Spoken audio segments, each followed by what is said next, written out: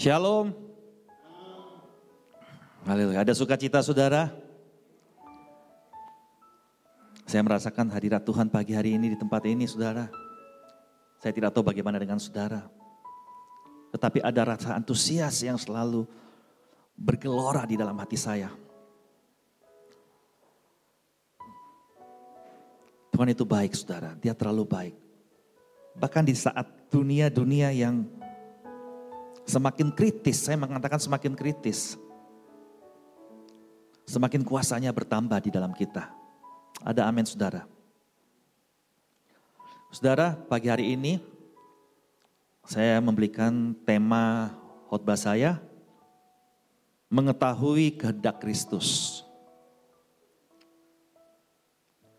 Lebih tepatnya mengetahui dan mengenal kehendak Kristus. Saudara, dunia tidak akan pernah mengerti apa yang saudara dan saya alami. Apa yang saudara lalui dan apa yang saudara sedang kerjakan di dalam Kristus. Sebab dunia melihat dengan kacamatanya. Dunia memandang kepada apa yang kelihatan. Sedangkan di dalam Kristus, kita berjalan berdasarkan apa yang tidak kelihatan. Saudara sedang mempercayai kepada apa yang tidak kelihatan. Iman saudara itu kepada apa yang tidak kelihatan. Apakah yang saudara lakukan ini sudah benar? Apakah saudara beribadah kepada Tuhan itu sudah benar? Saya mau kasih tahu kepada saudara. Jangan sekali-sekali tinggalkan Tuhan. Jangan sekali-kali berpaling dari Dia. Setiap orang yang di dalam Kristus, setiap orang yang in Christ, mereka itu sedang melakukan kehendak Bapa. Saudara yang melakukan kehendak Bapa, saudara itu bertentangan dengan keinginan dunia. Sebab dunia dan segala isinya akan menuju kepada yang namanya kebinasaan.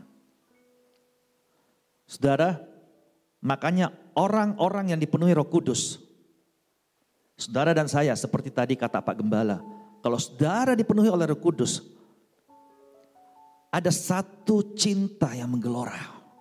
Ada kerinduan yang menggelora di dalam hati saudara untuk memenangkan jiwa yang terhilang.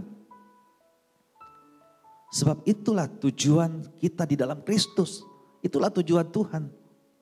Penjangkauan jiwa-jiwa, menuai jiwa-jiwa. Jadi kalau tadi seperti Pak Gembala katakan, ada anak Tuhan yang sampai hari ini tidak tahu kitab Ibrani di mana, tidak tahu kitab Yesaya di mana, berarti dia tidak membaca firman Tuhan. Dan kalau ada mungkin gembala atau pendeta yang pada hari Minggu, dekat-dekat hari Minggu mau menyiapkan firman Tuhan, itu berarti dia tidak tinggal di dalam hadirat Tuhan. Dan mungkin dia belum lahir baru saudara. Saudara, penting sekali saya selalu mengulang-ulang ini saudara. Saya selalu mengulang-ulang ini. Penting sekali kita itu tinggal di dalam hadirat Tuhan. Penting sekali saudara dan saya itu alamatnya adalah hadirat Tuhan. Saya ulang ini saudara. Jangan saudara datang ke gereja hari Minggu karena saudara harus dalam tanda kutip harus datang ke gereja hari Minggu. Kalau saudara punya pemikiran yang demikian, itu sama saja saudara sedang melakukan Taurat Tuhan. Sedangkan kita ini tidak hidup di zaman Taurat Tuhan. Bukan berarti kalau begitu hari Minggu saya gak usah ke gereja. Oh tidak juga. Sebab firman Tuhan mengatakan adalah lebih baik kalau kita berkumpul bersama beribadah. Saudara, penting sekali. Saudara selalu dan terus menerus tinggal di dalam hadirat Tuhan. Tadi Pak Gembala katakan penting sekali untuk kita merenungkan firman Tuhan itu siang dan malam. Nah, sesuatu yang saudara lakukan berulang-ulang,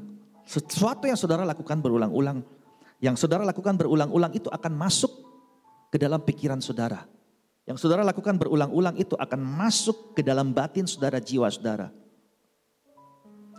Nah, saya katakan jadikan hadirat Tuhan itu alamatmu. Orang yang punya alamat berarti tiap kali dia pulang, setiap kali dia selesai bekerja dia selalu pulang. dia selalu pulang. Saudara harus selalu pulang kembali ke hadirat Tuhan. Kalau saudara lakukan itu terus menerus, seperti yang dikatakan di dalam firman Tuhan, kata merenungkan, kalau nggak salah dari bahasa Ibrani atau Yunani ya Pak, itu kata haka. Saudara, kata merenungkan itu berarti saudara bermeditasi. Saudara melakukan berulang-ulang. Ini masih pendahuluan ya. Roh Kudus gerakkan saya untuk ngomong ini. Jadi waktu saudara lakukan berulang-ulang, ibadah saudara lakukan berulang-ulang, bahkan baik di gereja maupun di rumah, saudara menyembah Tuhan berulang-ulang, maka roh Tuhan, sesuatu yang sifatnya ilahi, itu akan masuk di dalam saudara dan memenuhi saudara. Dan pribadi Kristus akan tercermin keluar dari hidup saudara. Nah demikian juga halnya dengan hal-hal dunia. Kalau saudara lakukan berulang-ulang, misalnya bukan hal-hal rohani, hal-hal dunia. Misalnya saudara sering berbicara kotor, sering marah, saudara ditegur Tuhan, saudara gak mau dengar lagi. Saudara lakukan berulang-ulang. Hal-hal daging yang sifatnya daging. Marah, benci, apapun itu. Perbuatan jahat, mencuri yang berulang-ulang. Nah semua dosa yang dilakukan berulang-ulang, begitu pun sifatnya, dia akan masuk. Dalam tanda kutip ibadahmu itu adalah yang kau lakukan berulang-ulang itu. Saudara tangkap di sini, saudara paham di sini. Jadi renungkan itu, engkau lakukan berulang-ulang. Tidak cukup hanya hari Minggu saja. Tidak cukup ketika engkau datang hari Minggu saja. Pulang dari tempat ini 24 jam kalau bisa. Sepanjang jalan itu ingat Tuhan, lakukan berulang-ulang. Renungkan firman Tuhan, perkatakan firman-Nya siang dan malam. Maka engkau akan berhasil dan engkau akan beruntung. Amin. Berikan tepuk tangan bagi Tuhan. Saudara, kalau saudara perhatikan khotbah saya yang lalu, di situ saya katakan orang yang dipenuhi Roh Kudus akan keluar bahasa-bahasa yang baru dari hatinya. Jadi kalau kau dipenuhi Roh Kudus, ada bahasa penginjilan yang keluar. Ada kerinduan untuk menjangkau jiwa-jiwa saudara. Ada gelora. Setiap saudara bertemu dengan jiwa-jiwa yang terhilang, pasti saudara mau memberitakan Injil. Saya gak perlu saudara penuh Roh Kudus dengan tangan bergetar-getar. Yang saya mau lihat dari saudara, ketika engkau dipenuhi Roh Kudus, ada reaksi, ada action keluar. Jangkau jiwa-jiwa. Gak perlu jauh-jauh ke sana. Di samping kiri kananmu, tetanggamu, keluargamu. Ada amin. Saudara, semua yang saudara lihat dengan mata dunia ini, saudara jangan terlalu berharap dengan apa yang saudara lihat ini. Sebab firman Tuhan mengatakan semuanya akan digoncangkan. Dan kita sekarang hidup di masa-masa dunia ini sedang bergoncang saudara. Saudara coba lihat berita-berita di TV. Saudara lihat yang paling tren apa? YouTube. Coba saudara lihat di YouTube sekarang. Apa sih yang gak digoncangkan? Coba lihat apa yang digoncangkan. Semua bidang, semua sektor digoncangkan. Sektor ekonomi digoncangkan. Bapak Presiden kita mengatakan ada lebih dari 60 negara yang akan bangkrut. Dan sekarang sudah bangkrut. Kita mulai dari Afghanistan, kita mulai dari Myanmar ya. Argentina kemarin saya dengar sudah inflasi. Saudara, ekonomi dunia ini sedang terpuruk.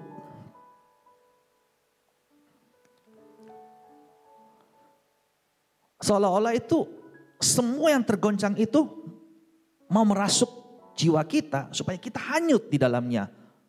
Semakin kita lihat berita itu, kita akan semakin khawatir dan kita hanyut di dalamnya. Tetapi orang yang merenungkan Tuhan, orang yang merenungkan Tuhan, orang yang merenungkan firman Tuhan, matanya tertuju kepada Tuhan, yang dilakukan berulang-ulang, ibadah yang saudara lakukan berulang-ulang. Ketika firman itu masuk, waktu berita itu datang, saudara akan tetap kuat. Semua sektor digoncangkan. Gak ada yang gak goncang sekarang. yang saudara bisa lihat dengan mata. Sektor ekonomi, politik, negara-negara sekarang lagi perang. Di dalam keluarga, kalau anak-anak muda tahu itu, beritanya apa itu? Reski apa? Wah, ada yang ketawa di belakang itu. Selalu itu nonton itu, berita-berita artis. Reski Bilar ya, dan Lesti Kejora. Wah, heboh kan? Nah, itu akibatnya kalau nggak ada Kristus.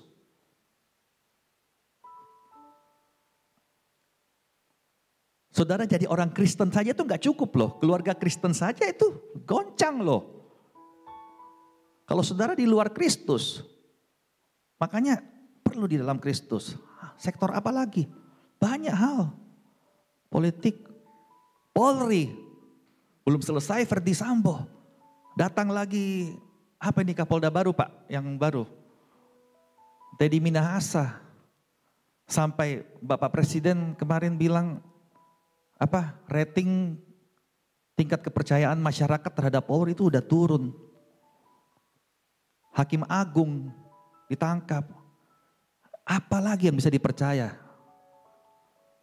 Belum lagi beberapa yang lalu dunia maya, internet kita itu dihack. Saya mendengar kesaksian dari seorang hamba Tuhan, Bapak Komjen Dharma Pongrekun. Dia adalah wakil ketua BSSN ya, Badan Cyber. Dia mantan. Kemarin saya lihat lama itu. Jadi dikatakan di situ, kenapa kita punya internet itu bisa dihack? Karena itu kita bergantung, kita beli, kita sewa itu. Saya bukan orang IT. Kita beli internetnya itu dari luar. Kita nggak sama seperti China. Mereka itu punya platform sendiri. Weibo ya. Kalau kita kan masih Google.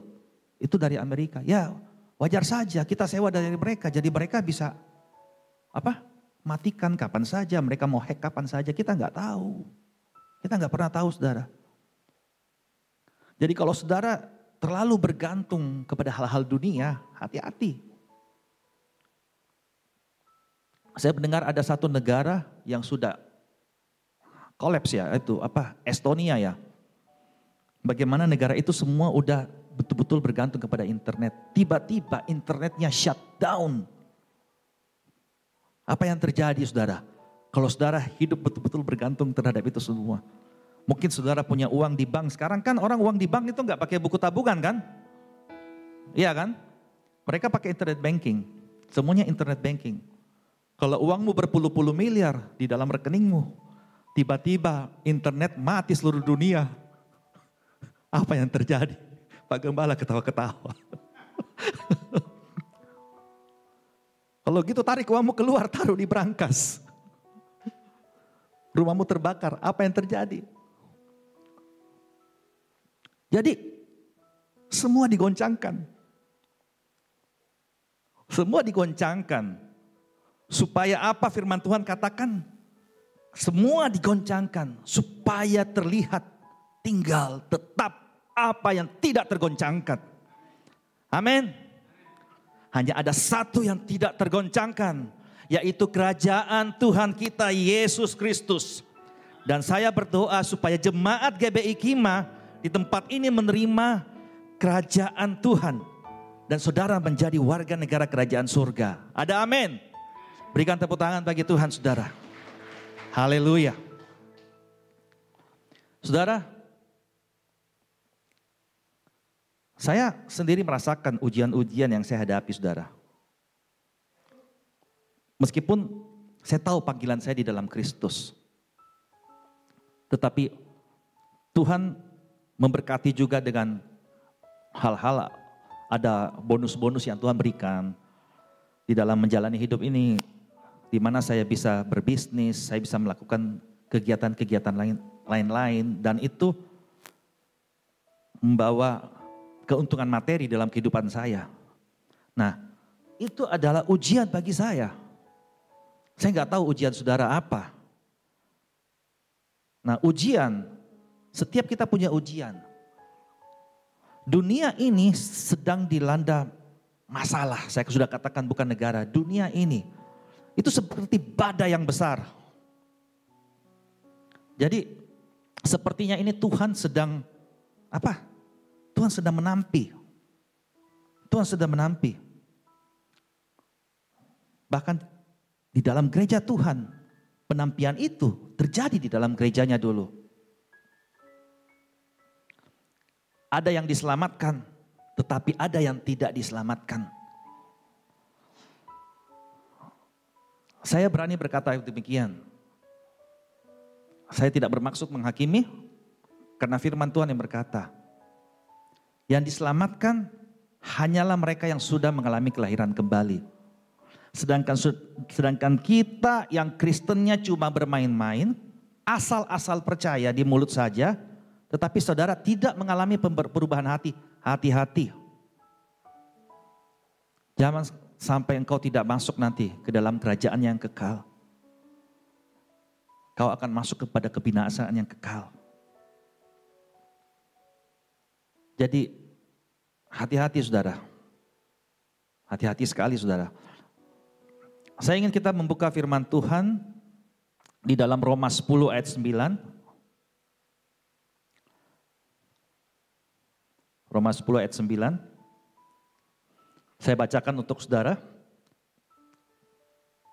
Sebab jika kamu mengaku dengan mulutmu bahwa Yesus adalah Tuhan dan percaya dalam hatimu bahwa Tuhan telah membangkitkan dia dari antara orang mati, maka kamu akan diselamatkan. Nah, tadi saya katakan hati-hati. Hati-hati juga dengan ayat ini. Terlalu banyak orang berkhotbah comot-comot ayat. Dia ngambil ayat ini. Bahkan mungkin ada teologia yang di luar berkata demikian. Saya nggak mau menjudge, tetapi saya perhatikan banyak sekali hamba Tuhan, mereka menyampaikan firman Tuhan dan mereka menantang orang, cukup kamu percaya Yesus, percaya saja, kamu akui dia dengan mulutmu, udah kamu diselamatkan. Saudara, saya mau kasih tahu kepada saudara, jangan bermain-main. Tidak semudah itu. Tidak semudah itu saudara. Kita baca ayat ini, saudara tahu latar penulisan ayat ini. Bagaimana Paulus menulis ayat kitab Roma, waktu itu dia berada di dalam penjara. Ditujukan kepada orang-orang terkasih di dalam Kristus. Khususnya bagi orang-orang yang ada di Roma sana. Nah, saudara tahu, waktu itu Roma berada dalam tekanan. Maksud saya orang-orang, anak-anak Tuhan yang berada di dalam Kristus, mereka yang sudah mengambil komitmen untuk percaya Kristus, mereka hidup di bawah tekanan yang luar biasa. Karena pada waktu itu yang memerintah Roma adalah Kaisar Nero, seorang kaisar yang sangat kejam. Semua orang Kristen dia bantai. Semua orang Kristen dia bantai. Coba kalau saudara berlangganan Netflix, coba saudara nonton, itu filmnya bagus sekali, saudara nonton Paul the Apostle of Christ, Paul the Apostle of Christ, coba saudara nonton film itu saudara. Nah, jadi semua orang Kristen waktu itu dibantai saudara. Mereka yang percaya Kristus, mereka harus bersembunyi. Dan bahkan kalau ditemukan mereka ditangkap, saudara tahu apa yang dilakukan terhadap orang Kristen? Para prajurit-prajurit Romawi itu mereka diperintahkan untuk menggantung orang-orang Kristen, orang-orang yang percaya kepada Tuhan Yesus. Mereka digantung sampai mati. Setelah itu apa? Tubuhnya itu disiram minyak, baru dibakar api. Jadi orang-orang Kristen itu dijadikan obor api. Digantung di sepanjang jalan. Banyak mayat orang Kristen. Mereka itu dipertontonkan di hadapan umum. Dan dikatakan lagi, kalau saudara baca kitab Roma, orang-orang Kristen itu dijadikan makanan. Jadi zaman dahulu itu mereka itu ada gladiator, pertandingan-pertandingan gitu di Kolosium. Mungkin saudara sudah nonton filmnya, pernah nonton filmnya Gladiator. Nah, orang-orang, anak-anak Tuhan yang mengambil keputusan untuk percaya kepada Tuhan, kalau mereka tertangkap, mereka akan dijadikan mangsa singa di gelanggang olahraga itu. Coba saudara pikir. Makanya Rasul Paulus menulis kitab Roma. Dia mengatakan, kalau kamu mengaku dengan mulutmu bahwa Yesus adalah Tuhan, jadi pada waktu keadaan, konteksnya pada waktu keadaan seperti itu, tertekan seperti itu. Waktu kamu ngomong, mengaku dengan mulut Yesus adalah Tuhan, saudara, tembok punya telinga, hati-hati. Itu resikonya besar sekali. Nah, kita tidak bisa mengambil ayat ini, diterapkan sekarang. Oh, oke, saya percaya Yesus adalah Tuhan. Udah, gitu. Saudara, beda zaman. Kita sekarang enak. Waktu dulu, kalau kamu mengambil keputusan untuk percaya Tuhan, ikut Tuhan, wah, selesai. Berarti itu udah siap mati. Tapi sekarang kan tidak. Semua enak-enak aja. Hari ini ngomong Yesus Tuhan, percaya. Oh, saya sudah percaya Yesus Tuhan, sudah pasti selamat. Terus perbuatan dosa jalan lagi. Enggak. Ketika kita mengambil keputusan untuk percaya Yesus adalah Tuhan, saya tidak tahu. Hanya Roh Kudus yang tahu apakah engkau betul-betul percaya Yesus Kristus sebagai Tuhan. Hanya engkau yang tahu dan Tuhan yang tahu. Selidiki hatimu. Apakah ada pembaharuan di dalam hatimu? Jadi ayat ini jangan sembarang ambil. Percaya yang bagaimana? Percaya yang sungguh-sungguh percaya. Sampai kau berubah. Ada amin saudara?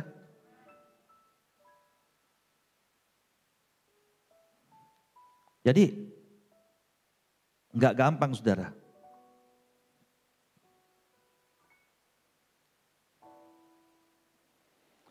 Jadi jangan bermain-main, mulai sungguh-sungguh di dalam Tuhan.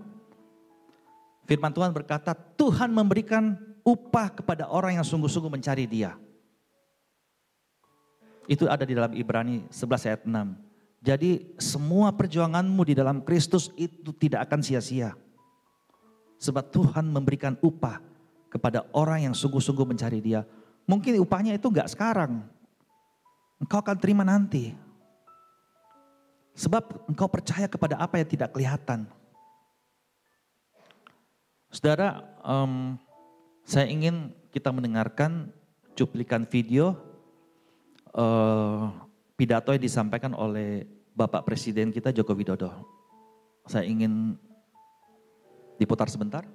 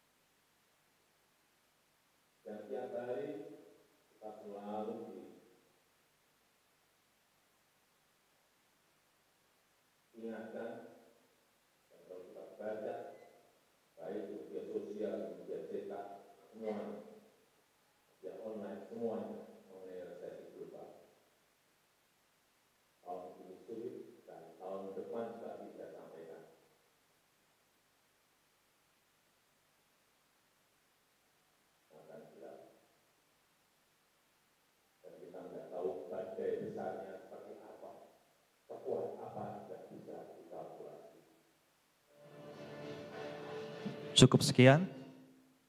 Ya, saudara, kalau sudah seorang presiden yang ngomong, ya berarti kita harus hati-hati. Bukan berarti kita enggak percaya kepada firman Tuhan. Kita percaya kepada firman Tuhan. Ketika kita mendengarkan hal-hal demikian, semakin kita kuat tinggal di dalam hadirat Tuhan, saudara. Tidak ada jalan keluarnya. Tidak ada jalan keluarnya. Hanya di dalam hadirat Tuhan. Kesulitan yang dikatakan oleh Bapak Presiden itu muaranya kepada ekonomi. Jadi waktu ekonomi hancur, semua sektor akan hancur. Coba dipikir, ambil contoh saja. Kalau ekonomi hancur, seorang suami pulang tidak bawa uang, kira-kira istrinya ngomel enggak? Mana uangku papa? Tidak ada. Ngomel. Loh, itu bisa berakibat perceraian loh. Berarti keluarga hancur. Nah, kalau mereka enggak kuat, keluarga itu enggak kuat di dalam Tuhan. Keluarga itu enggak bisa mengerti. Bagaimana? Ujung-ujungnya apa? Berbicara hal-hal yang rohani. Jadi Yesus bukan memanggil kita hanya untuk kepada hal-hal yang enak, saudara. Tetapi akan ada badai. Nah, supaya tadi yang dikatakan, yang tidak tergoncangkan itu akan tinggal.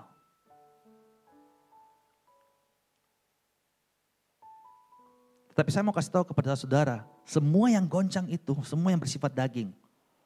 Yang tidak goncang adalah jiwa dan roh yang kuat di dalam Tuhan. Slide berikutnya kita baca di dalam Ibrani 12 ayat 25 sampai 29. Saya cepat saja ya.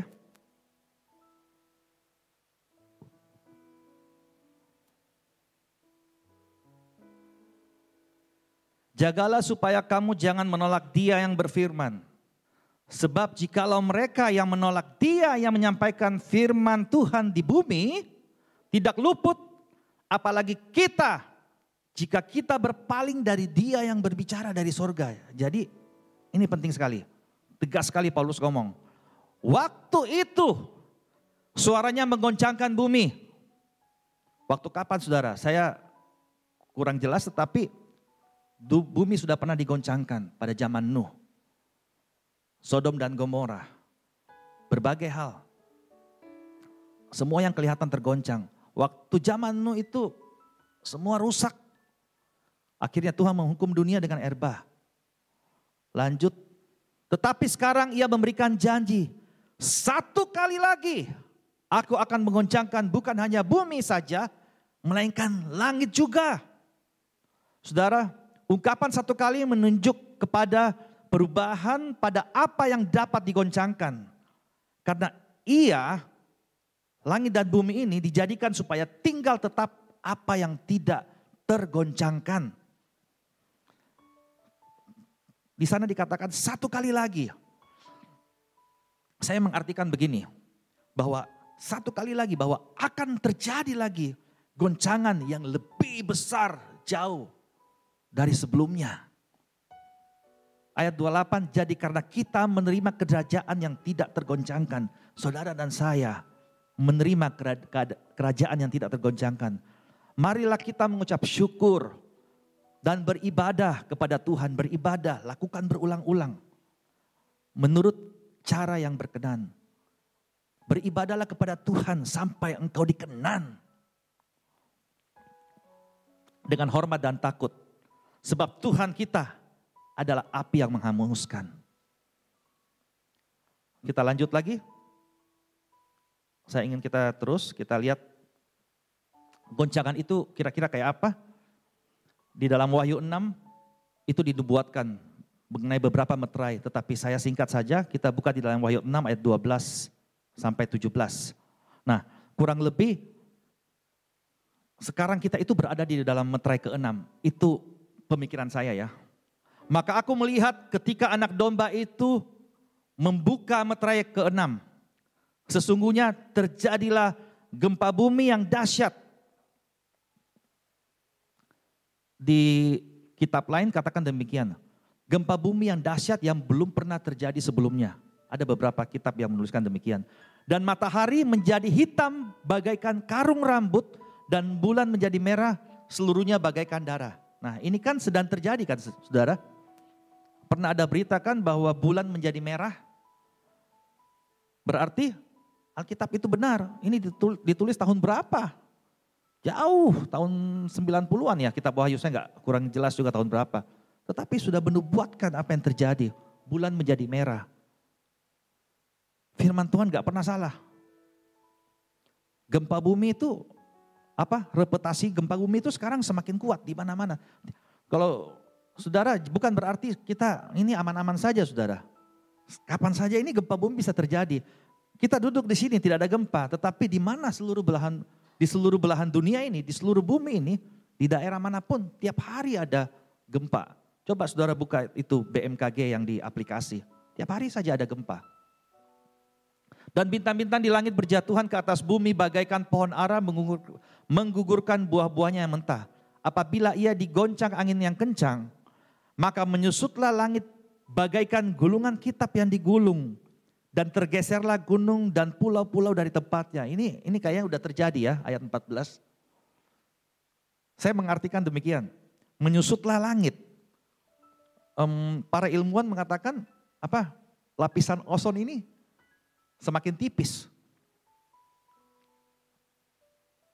Kan waktu Yohanes menulis ini, dia cuma melihat. Dikasih penglihatan. Jadi kalau semakin hari semakin tipis, maka semua benda-benda dari angkasa itu gampang sekali masuk ke bumi. Bergeser gunung-gunung dan pulau dari tempatnya. Nah ini ayat 15. Dan raja-raja di bumi dan pembesar-pembesar, jenderal-jenderal, perwira-perwira, orang kaya, orang berkuasa, semua budak, serta orang merdeka. Jadi siapa yang bisa selamat dari ini bencana? Jadi apa yang Bapak Presiden kita katakan itu tahun 2023 tahun gelap. Dan mungkin ke depannya akan lebih lagi. Dan mereka berkata kepada gunung-gunung dan kepada batu karang itu, runtuhlah menimpa kami dan sembunyikanlah kami terhadap Dia yang duduk di atas tahta dan terhadap murka anak domba itu. Sebab sudah tiba hari besar murka mereka dan siapa yang dapat bertahan? Siapa yang dapat bertahan? Siapa yang dapat bertahan? Saudara dan saya. Ada amin? Berikan tepuk tangan bagi Tuhan.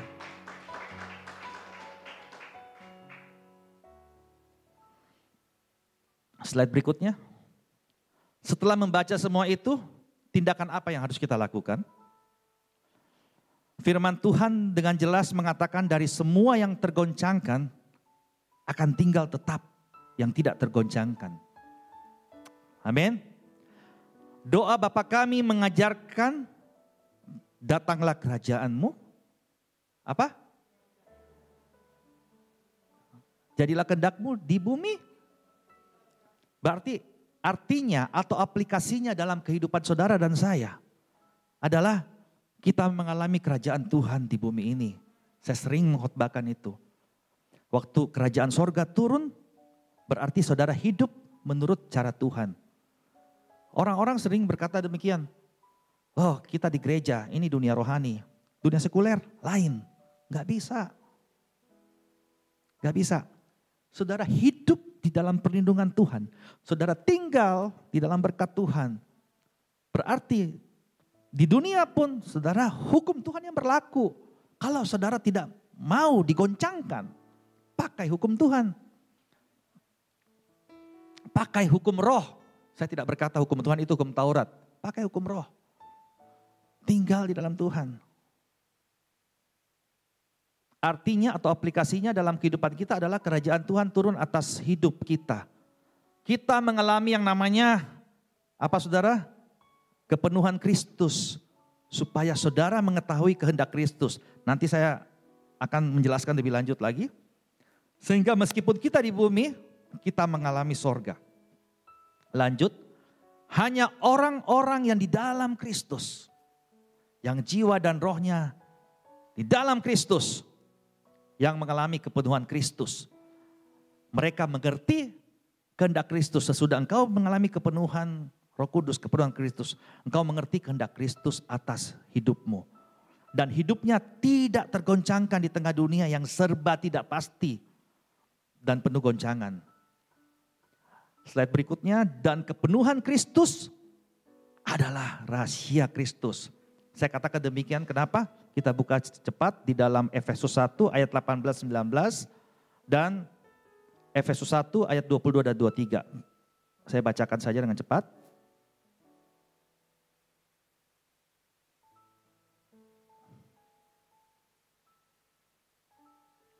Dan supaya ia menjadikan mata hatimu terang, agar kamu mengerti pengharapan apakah yang terkandung dalam panggilannya. Betapa kayanya kemuliaan bagian yang ditentukannya bagi orang-orang kudus. Nah, Rasul Paulus mulai menggali apa itu kekayaan di dalam Kristus, apa itu rahasia Kristus. Nah, ayat 19, betapa hebat kuasanya bagi kita yang percaya, sesuai dengan kekuatan kuasanya. Ayat 22, segala sesuatu telah diletakkannya di bawah kaki Kristus. Berarti Tuhan Yesus sudah tanggung semua, udah selesai saudara. Masalahnya sekarang kita mau percaya atau enggak, kita mau hidup di dalam Dia atau enggak. Dan Dia telah diberikannya kepada jemaat. Yesus Kristus telah diberikan Tuhan kepada jemaat sebagai apa? Sebagai kepala dari segala yang ada. Yesus adalah kepala. Jemaat yang adalah apa? Kita ini jemaat adalah apa? Tubuh Kristus. Yaitu kepenuhan Dia yang memenuhi semua dan segala sesuatu. Amin. Nah, tetapi yang jadi masalahnya, Kristus adalah kepala. Kita adalah tubuhnya, anggota-anggota tubuhnya, tubuh Kristus. Yang jadi masalah, seharusnya tubuh itu terikat satu dengan kepala. Tetapi yang jadi masalah, tubuh Kristus itu maunya jalan sendiri. Dia tidak mau dikontrol dengan kepala. Nah ini yang kacau. Yang terjadi di gereja-gereja sekarang ini. Banyak tubuh Kristus yang maunya jalan sendiri. Tidak terikat satu dengan kepala. Tidak dikontrol oleh kepala. Nah, ilustrasi ini sama seperti yang pernah saya jelaskan mengenai roh, jiwa, dan tubuh. Ketika kita sudah dalam Tuhan. Boleh tampilkan gambarnya? Ada 3 botol itu. Boleh tampilkan? Nah, saya tadi itu cepat-cepat aja saudara, gambar seperti begini. Nah, tadi dikatakan Kristus adalah kepala, jemaat adalah tubuhnya. Nah, seharusnya jemaat itu kan kalau kepala dengan tubuh tidak bisa terpisah, kepala dengan tubuh bersatu.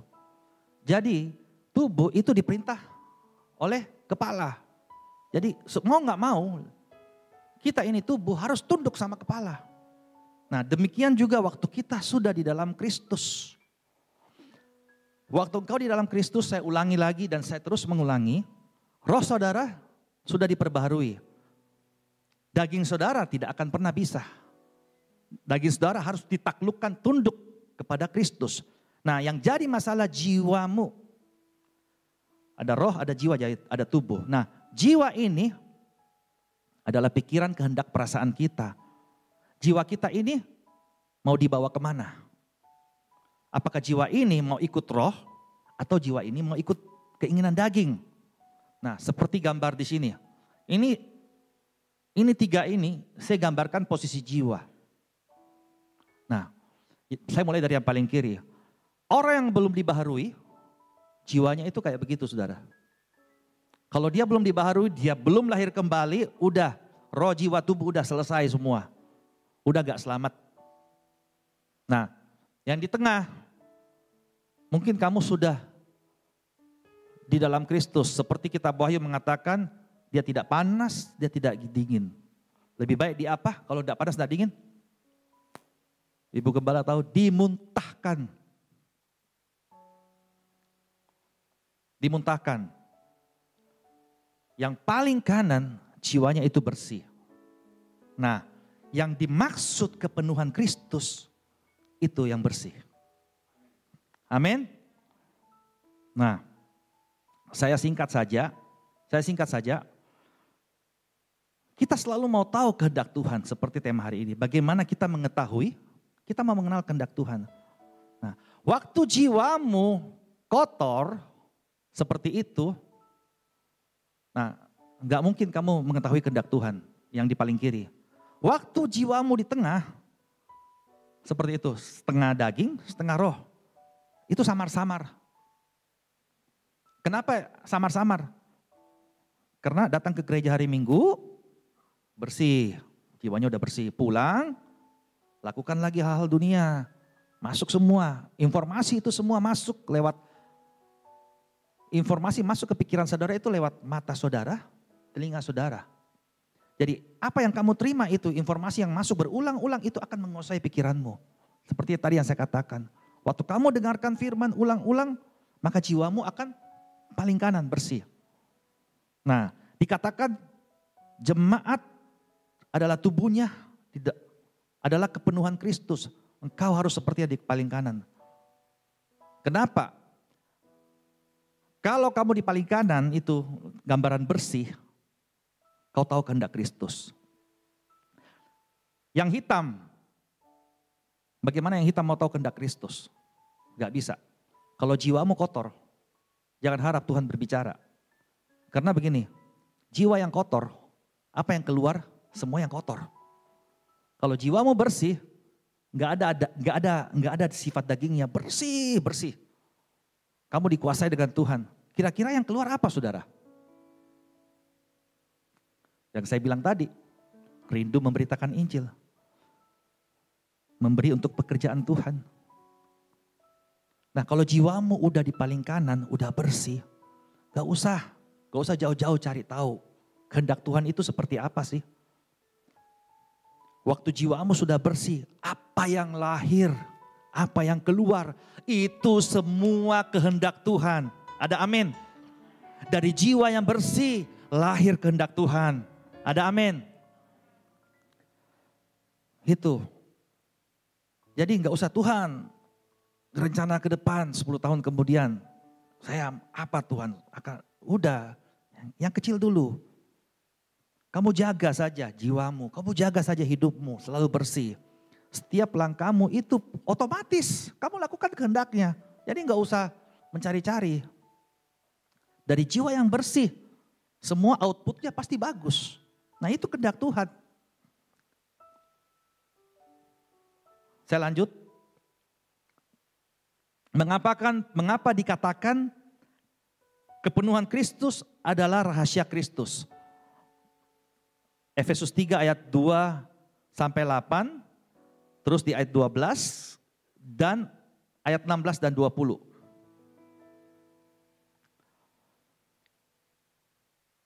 Memang kamu telah mendengar tentang tugas penyelenggaraan kasih karunia Tuhan yang dipercayakan kepadaku karena kamu. Ini Rasul Paulus mulai masuk ya, dia mau singkapkan rahasia Kristus itu apa. Yaitu bagaimana rahasianya dinyatakan kepadaku dengan wahyu. Jadi Tuhan sendiri yang berbicara kepada Rasul Paulus. Seperti yang telah kutulis di atas dengan singkat. Apa sih itu rahasia Kristus? Apabila kamu membacanya, kamu dapat mengetahui daripadanya pengertianku akan rahasia Kristus. Nah, kepenuhan Kristus, penuh di dalam Roh Kudus, kepenuhan ilahi itu adalah rahasia Kristus. Nah, orang-orang dulu itu mereka gak mengerti. Karena mereka beribadah menurut hukum Taurat. Mereka tidak bisa melihat hal-hal supranatural. Nah, hal-hal supranatural itu terlihat ketika engkau beribadah kepada Tuhan. Roh Kudus memenuhi kamu. Itu ada rahasia, jangan anggap remeh loh. Lanjut, apalagi kepenuhan Kristus dikatakan?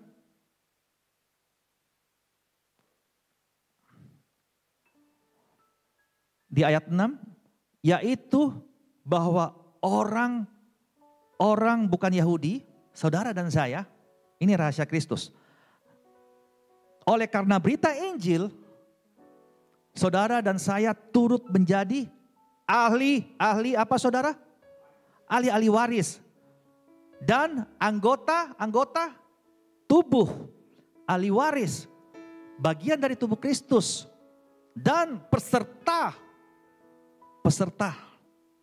ada pertandingan. Wow. Peserta dalam janji yang diberikan dalam Kristus Yesus. Nanti mungkin berikut saya akan berbicara mengenai apa warisan yang saudara terima. Itu luas sekali saudara. Saudara, kalau saudara hanya berpikir bahwa di surga nanti kamu punya rumah. Itu masih oke, semua orang tahu kok nanti kita punya rumah di surga. Yohanes 14 ayat 6. Tetapi jauh lebih dari itu saudara. Jauh lebih dari itu. Jadi saudara sungguh-sungguh cari Tuhan. Sungguh-sungguh cari Tuhan saudara. Upahnya itu terlalu besar. Dunia ini cuma sementara. Di sana itu jauh lebih nikmat. Amin. Ayat 12. Di dalam dia, ini masih rahasia Kristus ya. Itu panjang sekali saudara. Jadi saya singkat saja. Di dalam dia, ini rahasia Kristus. Di dalam dia kita beroleh keberanian dan jalan masuk kepada Tuhan dengan penuh kepercayaan oleh iman kita kepadanya. Jadi Rasul Paulus ini mengajarkan kita bagaimana kita bisa masuk ke dalam kepenuhan Kristus. Dia mengajarkan kita bagaimana ibadah kita yang sebenarnya bukan lagi di bawah hukum Taurat. Jadi semua kita yang sudah percaya Yesus itu bebas akses masuk ke dalam hadirat Tuhan. Nah, ayat 16 ini lebih detail. Rasul Paulus, aku berdoa supaya ia menurut kekayaan kemuliaannya. Detail ini, menguatkan dan meneguhkan kamu oleh rohnya di dalam batinmu. Roh Kudus yang mengerjakan. Sehingga oleh imanmu Kristus diam di dalam hatimu. Dan kamu berakar serta berdasar di dalam kasih.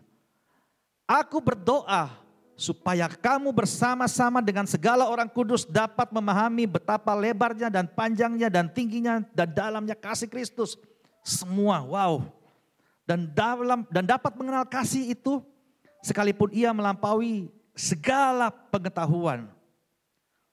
Di sini dijelaskan bahwa bisa mengenal sekalipun ia melampaui segala pengetahuan. Jadi pengetahuan yang diurapi akan masuk ke dalam pengenalan. Semakin kau masuk dalam pengenalan, engkau akan masuk ke dalam perkenanan Tuhan. Nah, aku berdoa supaya kamu dipenuhi di dalam seluruh kepenuhan Tuhan. Jadi endingnya di sini. Rasul Paulus bilang, dia mau supaya kita semua masuk dalam kepenuhan. Tiap hari berjalan di dalam kepenuhan Tuhan. Sebab itu adalah rahasia Kristus. Supaya apa? Supaya apa? Kamu bisa? Supaya ayat 20, bagi dialah supaya dia bisa melakukan, supaya dia bisa bekerja. Dia bekerja di dalam kamu. Bagi dialah yang dapat melakukan jauh lebih banyak daripada yang kita doakan. Kalau terjemahan KJV-nya yang kita minta atau pikirkan seperti yang ternyata dari kuasa yang bekerja di dalam kita. Saudara, orang selalu pakai ini ayat. Wow, percaya Tuhan kasih kamu lebih. Firman-Nya berkata, jauh lebih banyak dari yang kita minta. Tuhan kasih saya pesawat jet pribadi. Ada hamba-hamba Tuhan yang punya pesawat jet pribadi luar biasa. Kita pakai ini ayat. Kita pakai ini ayat. Tuhan kasih, karena firman Tuhan bilang. Saudara, hamba-hamba Tuhan pun bisa pakai tipu muslihat. Saya bingung itu hamba Tuhan atau hamba hantu. Kumpul uang untuk penginjilan tapi beli pesawat jet pribadi. Itu kan luar biasa itu. Tapi landasannya ini ayat. Dia bilang Tuhan bisa jauh lebih. Oh, kita minta pesawat. Kenapa tidak sekalian aja kamu menginjil di bulan? Saudara, ayat ini jangan main-main loh. Kamu harus mengalami kepenuhan Kristus. Supaya apa? Jadi kalau supaya Kristus bisa melakukan jauh lebih besar di dalam kau. Itu maksudnya. Nggak main-main. Jadi nggak main-main. Jadi jangan comot-comot ayat. Mengalami kepenuhan Kristus dulu. Waktu kepenuhan Kristus di dalam kamu, yang kamu lakukan otomatis itu sudah kehendak Tuhan. Jauh lebih besar dari yang kamu pikirkan, yang kamu minta. Jadi ayat 20, otomatis saudara berdoa di dalam kehendaknya dan Tuhan pasti 1000% kabulkan. Amin. Ketika kau di dalam kehendaknya. Haleluya.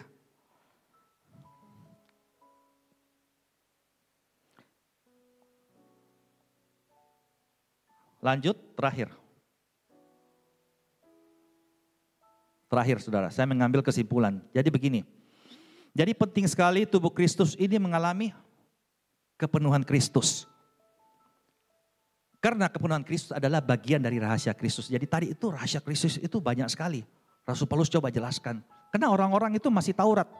Jadi mereka harus tahu bagaimana itu rahasia Kristus, bagaimana beribadah. Nah, ibadah yang benar membawa kita kepada kepenuhan Kristus. Kepenuhan Kristus adalah bagian dari rahasia Kristus. Setelah mengalami rahasia Kristus agar kita berjalan mengenal kehendak Kristus. Supaya apa? Di ayat 20 tadi itu. Supaya saudara berdoa di dalam Kristus. Di dalam kehendaknya. Ketika kau berdoa di dalam kehendaknya. Maka Tuhan kabulkan apa yang kau minta dalam kehendaknya. Supaya agar apa? Semua itu ada tujuannya. Supaya tujuan Kristus itu tercapai di dalam hidupmu. Kita buka teks yang paling terakhir. Efesus 4 ayat 13 sampai 15. Apa tujuan Kristus? Luar biasa sekali ayat ini. Sampai kita semua telah mencapai kesatuan dan pengetahuan yang benar tentang anak Tuhan. Tentang Yesus Kristus. Ada kedewasaan penuh. Supaya jemaat GBI Kima masuk dalam tingkat pertumbuhan yang sesuai dengan apa? Tujuannya itu. Sehingga saudara dan saya waktu dengar khotbah di YouTube. Dengar khotbah hamba Tuhan yang hanya persiapkan khotbahnya abal-abal. Tidak di dalam Tuhan, saudara itu bukan lagi anak-anak yang diombang-ambingkan oleh rupa-rupa angin pengajaran. Pengajaran palsu, permainan palsu. Semua manusia dalam kelicikan mereka yang menyesatkan. Kalau engkau penuh di dalam Kristus, engkau tahu yang mana khotbah yang benar. Ada amin. Engkau tahu pengajaran yang benar. Tidak perlu orang kasih tahu kepada saudara. Sebab urapan yang ada di dalam kau. Firman Tuhan berkata, itu yang mengajarkan. Amin. Berikan tepuk tangan bagi Tuhan.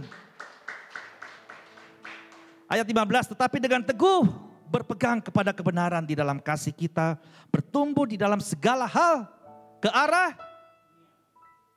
Dia, Kristus. Saudara di dalam kepenuhan Kristus, saudara bertumbuh. Mengikuti kepala. Bukan mengikuti dunia. Bukan ikuti segala keinginan dunia. Jadi dari buahnya itu kelihatan. Ada amin. Kepenuhan Kristus. Sebab itu adalah bagian dari rahasia Kristus. Waktu kau penuh, kau bersih. Kehendak Kristus sudah di dalam kau. Yang kau lakukan adalah kehendak Kristus. Supaya apa? Supaya kamu berdoa di dalam kehendaknya dan doamu dikabulkan. Supaya apa? Supaya kamu mencapai tujuan Kristus. Supaya waktu Tuhan Yesus datang, mari masuk hambaku. Ada amin. Mari masuk jemaat GBI Kima. Ada amin. Berikan tepuk tangan bagi Tuhan. Saya undang kita semua bangkit berdiri saudara. Saya nggak tahu saya berapa menit, kayaknya 45 menit ya. Ini sudah dipadatkan Pak ini. Saya minta singer